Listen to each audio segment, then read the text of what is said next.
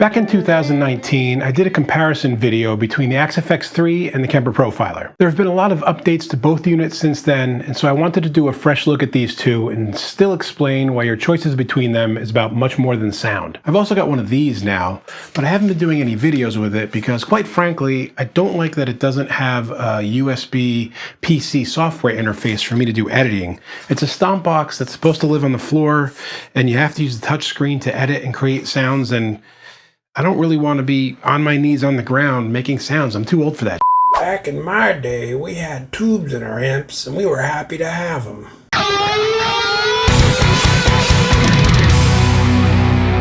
I'm going to cut to the chase in the beginning here and say that if you can't get many sounds you absolutely love out of both of these, then I don't know what is going to please you. You're one of those people that doesn't even like pizza, aren't you? At the end of this video, I'm going to do a song where you can hear them side by side with the same amp, cabinet, and mic combinations. But before I do that, I want to talk to you about what I think is the more important reason for choosing one over the other. The answer to that starts with a question. Are you someone who likes to pull stuff apart and see how it works? Do you like to tweak everything and maximize it? Or are you a power user who likes to pick a good product and make the most out of it for how it's already put together? On the face, these units are quite different. The Axe has some controls and knobs, as you see, but it's not laid out in any way like a regular amp that you might be used to. If you want to program sounds from here, you can, but I definitely recommend hooking it up to a computer via USB and using the Axe Edit software. More on that later.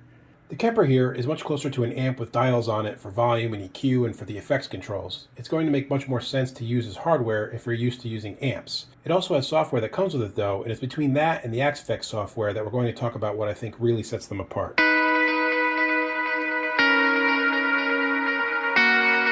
With Axe Edit, there is a level of control that is the very definition of granular. I create sounds in here by selecting what I want to put in each and every block along the line. I can position amps and cabs and effects in any order that I want. I have just about every amp you've ever heard of to choose from on this list here. And there are over 1,000 cabinet and mic combinations that are called image responses that you can attach those amps to. The list just goes on and on and on.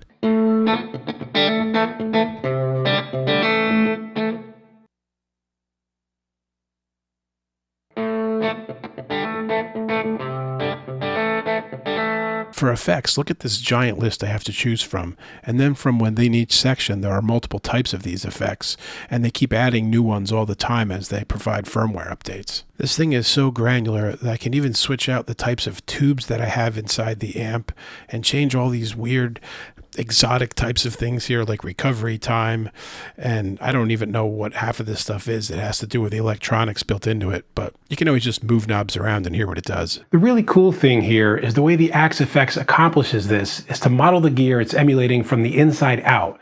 And what I mean by that is that the Axe creates its sounds by copying what's happening in the guts and electronics of an amp. And because of this, you can tweak things like you were holding a soldering iron in a circuit board of an amp head. Yeah, don't let me do that. I had to get help just to put these on the wall.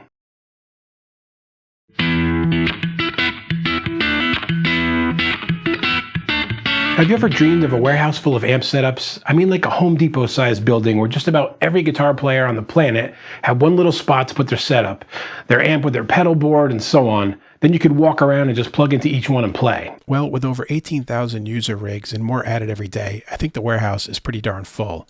On top of the user ones, Kemper has these ones they put in here themselves that are from big name studio engineers and the like, and they've even got these cool legacy ones that sound like different famous sounds from records that you've heard. Now the Kemper accomplishes this the opposite way that the Axe does, which is to say that it does it from the outside in. With the Kemper, you plug in the setup and record tones that the profiler sends through it and uses to capture the range of sounds that the setup being profiled offers. As a result, the Kemper still allows some editing and has more recently added a lot of effects, but it certainly does not have the same level of tweakability that the Axe does. And for a lot of people, that is actually better. As I said, do you like tweaking or would you prefer to mostly plug in and play? Of course, both units have plenty of sounds that you can download that other people made. I just showed them on the Kemper. With the Axe, you load them in right here. The one thing I do like better about the way the Kemper handles it is that I can store a sound on my hard drive and just double click it in. I can organize them and make comments that are searchable and so on. With the Axe, you're taking one of the presets from the database and you have to load it into a physical location stored on the unit yourself. So you can search here, as you can see, and pull in cabinets or any one of the presets, which are not quite as numerous as the Kemper. but they pull them in and you're going to have to store them on the unit if you want to keep using them. Otherwise, you have to go back to the database and get them. I don't always want a sound stored in the unit, especially when it's got a limited number of open presets. With the Kemper, it's going to allow me to store to the local library or in the profiler itself. But if I want to put it in the local library, it just drops right in there.